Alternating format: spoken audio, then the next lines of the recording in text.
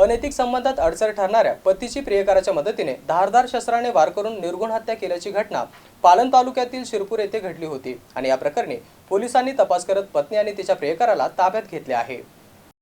पालम तालुक्यातील शिरपूर येथील कोंडिबा नारायण शेवटे हे रात्री घरासमोरील मोकळ्या जागेत झोपलेले असताना पत्नीने रात्री 12 नंतर आपल्या प्रियकराच्या मदतीने धारदार शस्त्राने डोक्यात वार करून पतीची हत्या केली आहे व हे सर्व काही करूनही आपणास काही माहिती नसल्याचा बनाव करत पोलिसांची व नातेवाईकांची दिशाभूल करण्याच्या उद्देशाने पतीची अज्ञात व्यक्तीने निर्घुणपणे हत्या केली आहे व घटनास्थळाहून ते पसार झाले असा बनाव केलाय।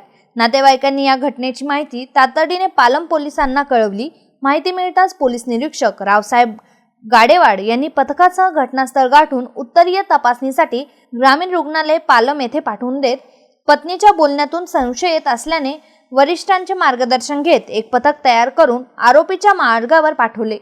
तालुक्यातील पेठ शिवणी या गावात जावाई म्हणून वास्तव्यास असलेला व मूळचा बामणी येथील रहिवासी असलेला बसवेश्वर व्यंकटी कस्तुरे हा लोहा येथे अन्य ठिकाणी पळून जाण्याच्या तयारीत असतानाच पालम पोलीस स्टेशनचे सहाय्यक पोलीस निरीक्षक मारुती कारवार, सुग्रीव केंद्रे, बाबू सिंगनवाड यांनी आरोपीस ताब्यात घेतले व त्याला पालम पोलीस ठाण्यात आल्यानंतर तातडीने पावले उचलून मयताच्या पत्नीला ताब्यात घेत पोलीस ठाण्यामध्ये आणले।